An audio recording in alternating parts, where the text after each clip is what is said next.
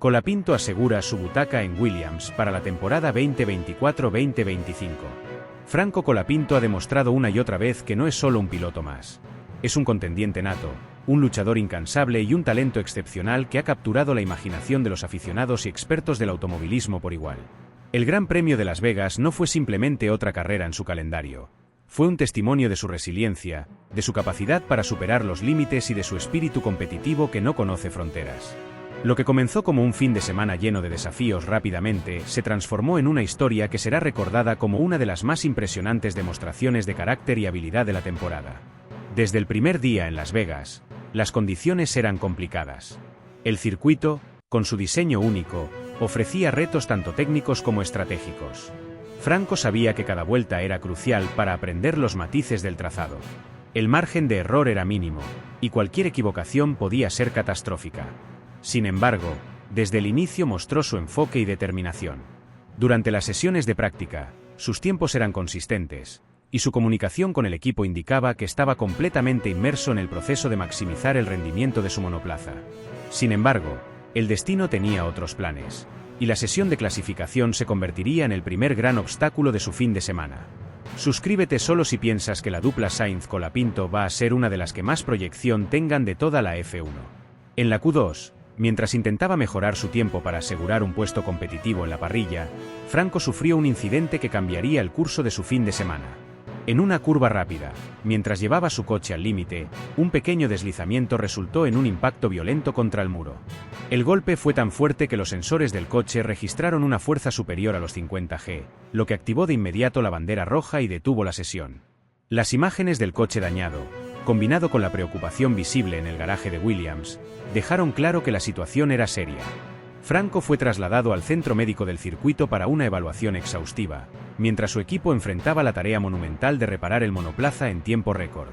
En el paddock, el ambiente estaba cargado de preocupación. Los aficionados, que habían seguido cada paso de Franco desde su debut en categorías inferiores, inundaron las redes sociales con mensajes de apoyo, mientras las especulaciones sobre su estado físico se multiplicaban. Pero lo que distingue a Franco no es solo su habilidad al volante, sino también su carácter fuera de la pista.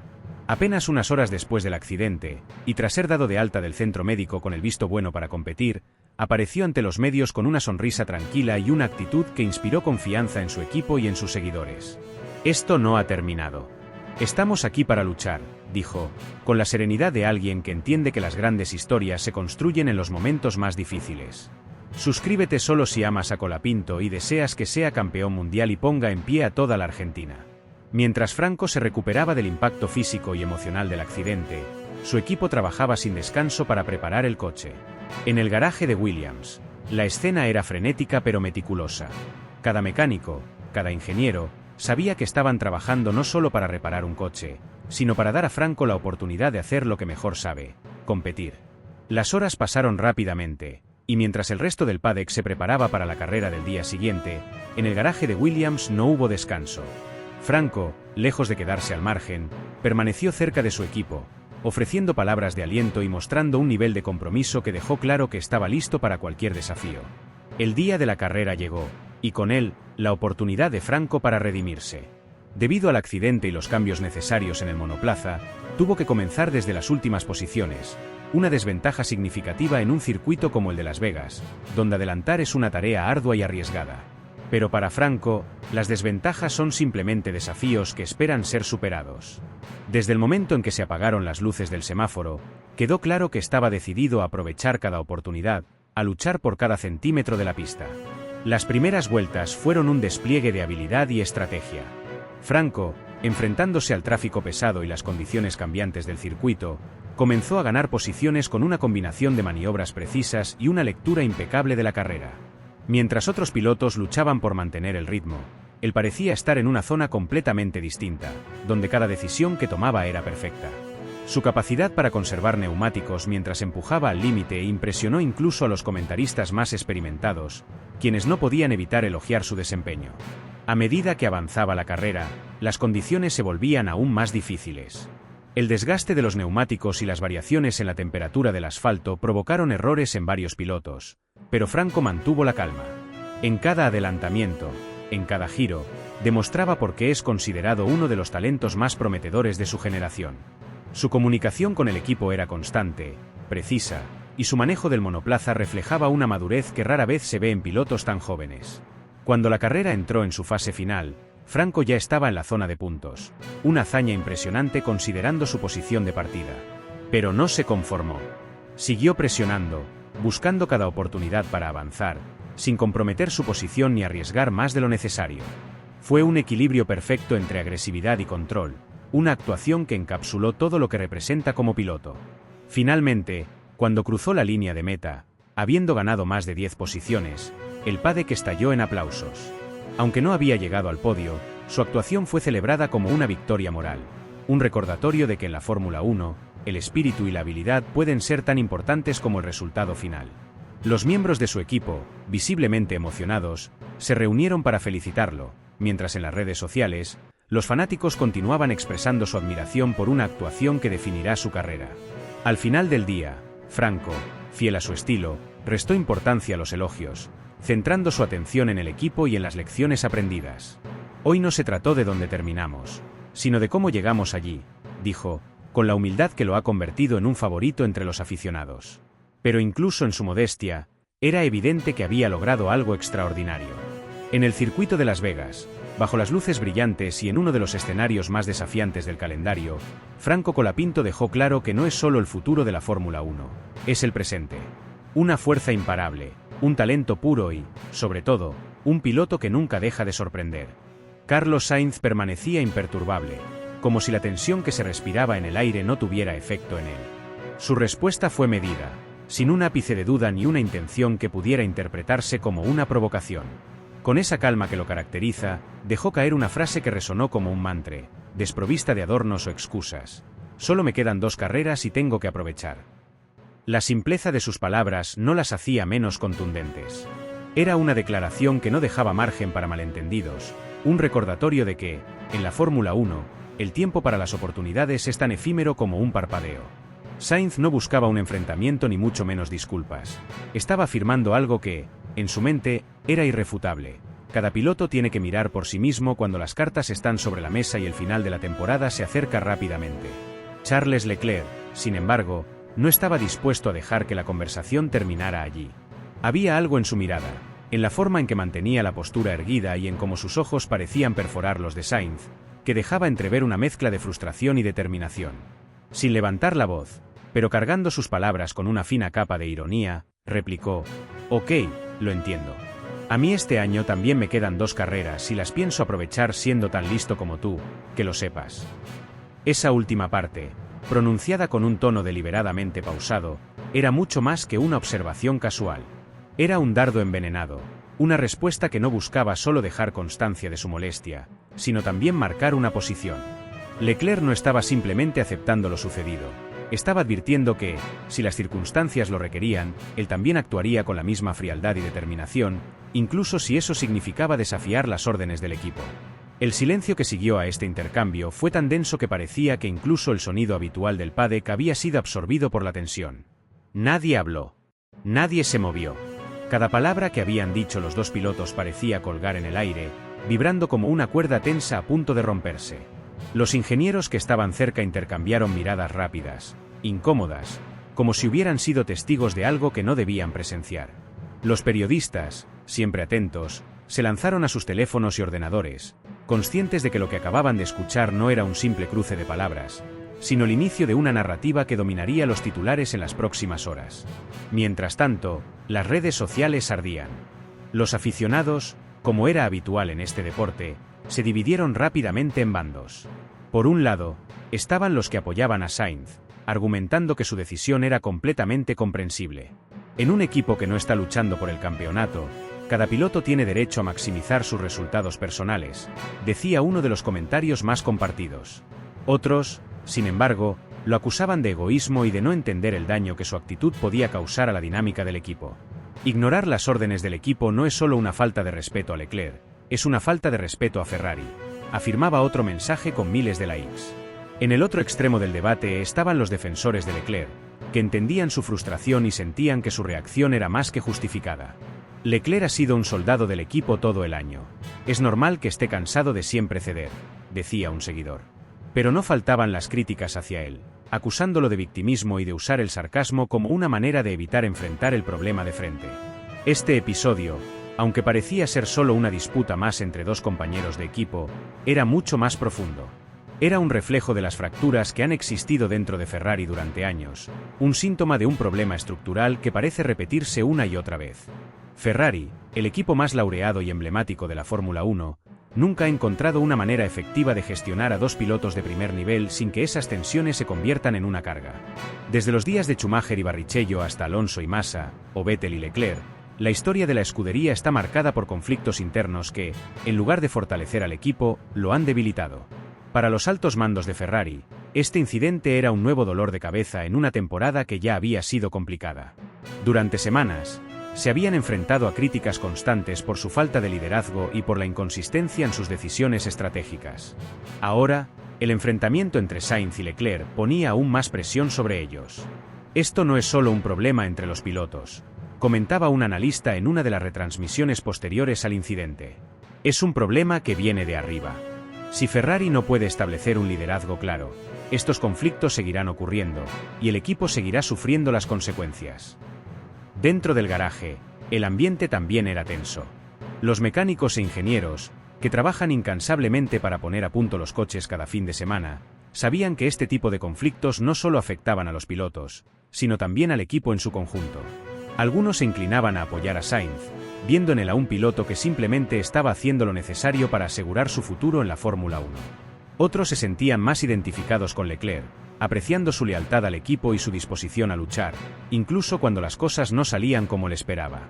Pero los protagonistas principales, Sainz y Leclerc, parecían estar en mundos completamente distintos a pesar de compartir el mismo garaje.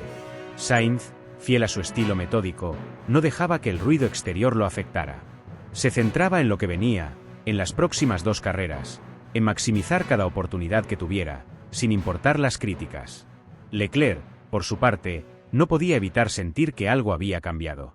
Había sido una temporada difícil, llena de altibajos, y este incidente parecía ser la culminación de meses de frustración acumulada. Las últimas dos carreras del año ahora estaban cargadas de una expectativa que iba mucho más allá de lo que ocurriría en la pista.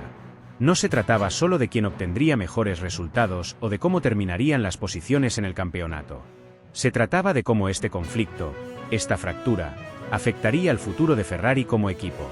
¿Podrían Sainz y Leclerc dejar atrás sus diferencias y trabajar juntos?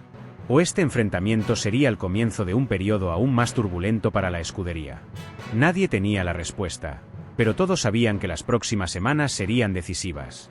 El paddock, normalmente un lugar de actividad frenética y constante, parecía haber quedado en suspenso. Cada movimiento, cada palabra, era analizado al detalle, buscando pistas sobre lo que estaba por venir.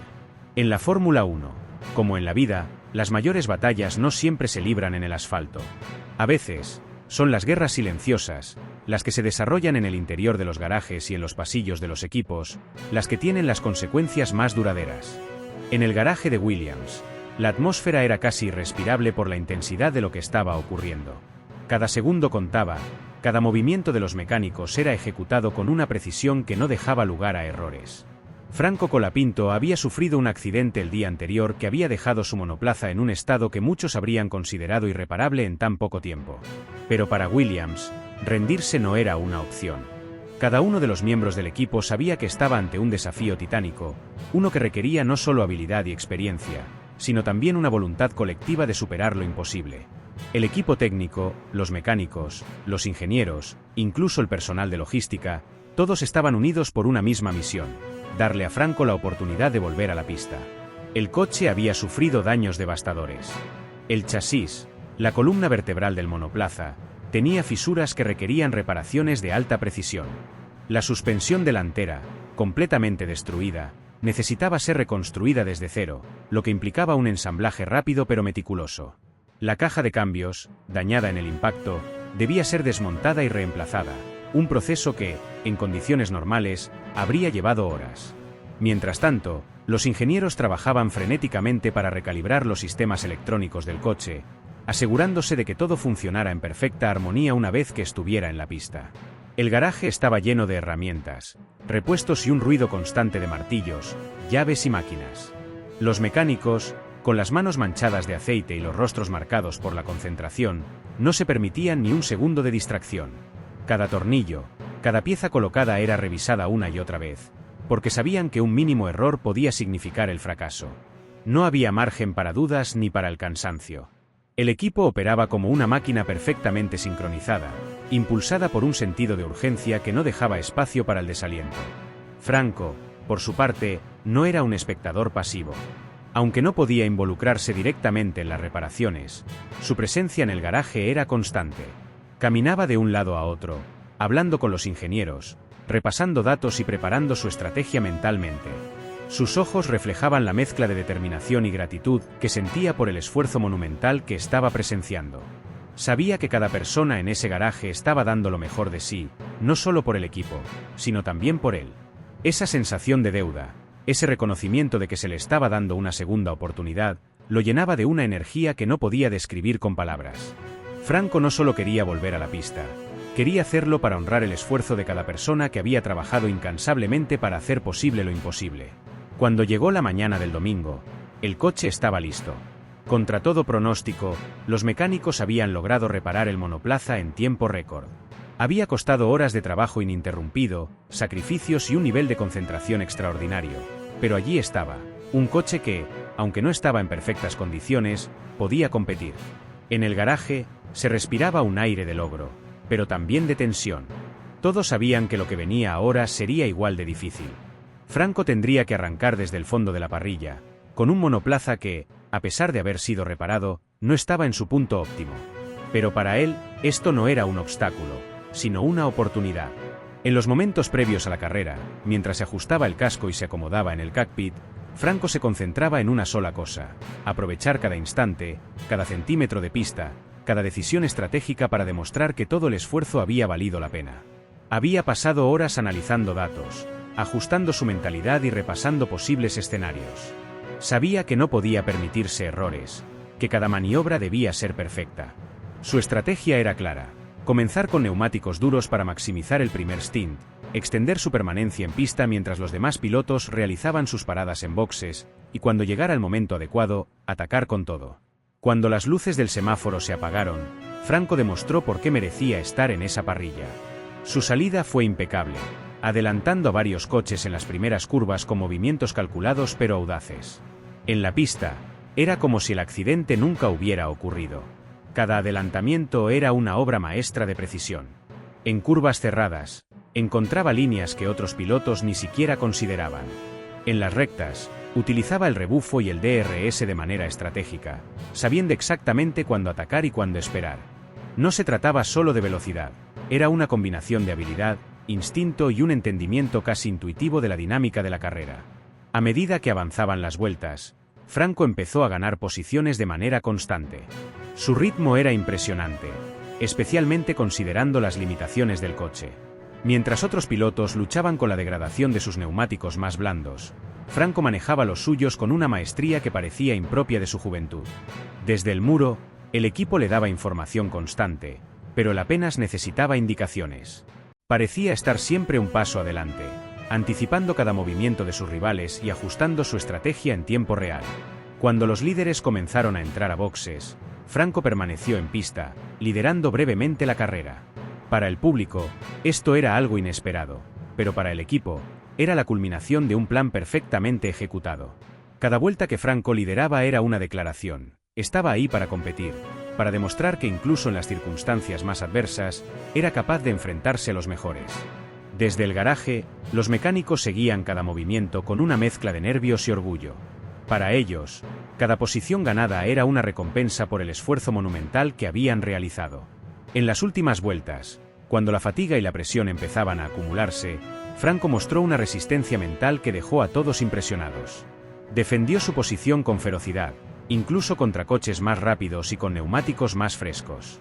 Cada maniobra defensiva era ejecutada con una precisión milimétrica, cerrando puertas sin cometer errores.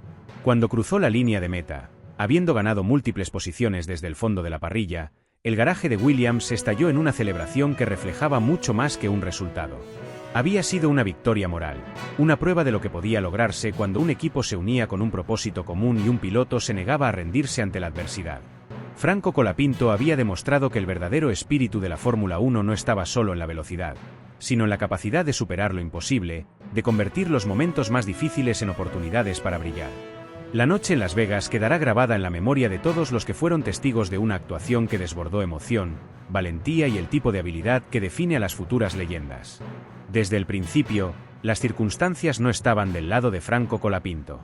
Los problemas de rendimiento durante las sesiones de clasificación lo habían dejado en una posición comprometida para la salida, y los pronósticos no eran alentadores. En un circuito técnico, exigente y con pocas oportunidades claras de adelantamiento, muchos habrían asumido que la carrera de Franco sería un trámite más, otra actuación olvidable en el contexto de una temporada cargada de desafíos. Pero lo que ocurrió fue completamente distinto. Lo que comenzó como una lucha contra las adversidades, se transformó en una epopeya moderna de lo que significa ser piloto en la Fórmula 1. Tras una salida limpia, Franco logró mantener su posición inicial durante las primeras vueltas, mostrando una madurez notable al evitar cualquier contacto en medio del caos típico de las aperturas en circuitos urbanos.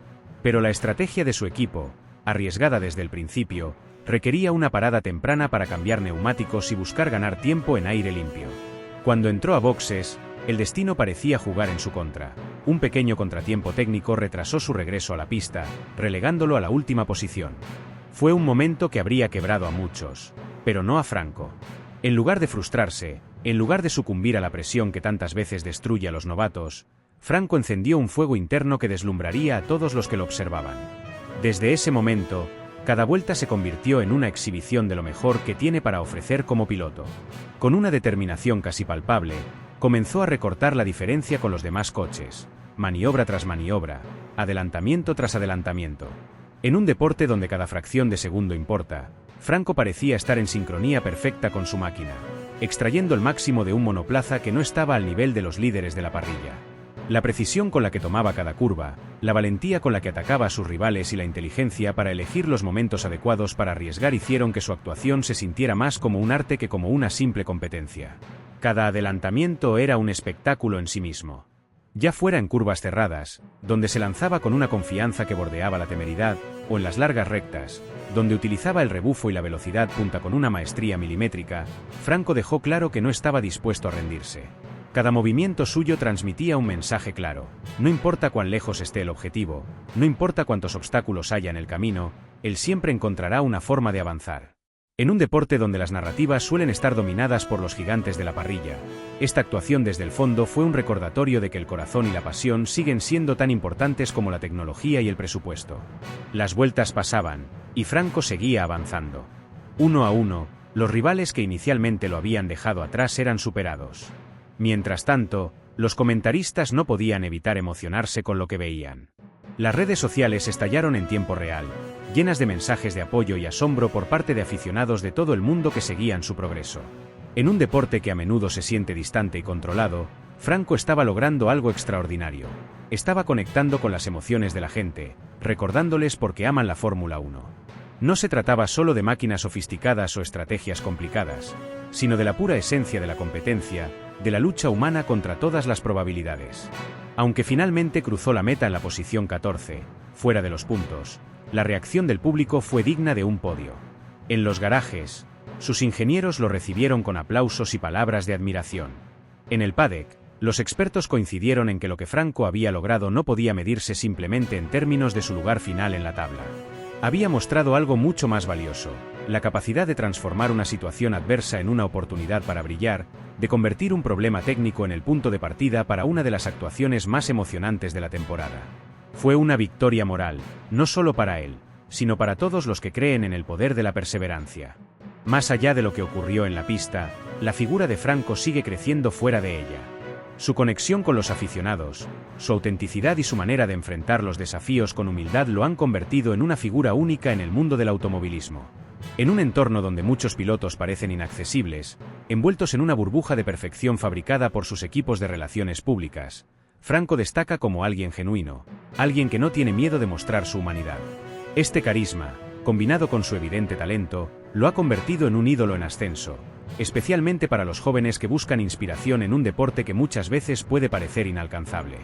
Las repercusiones de su actuación en Las Vegas ya se están sintiendo.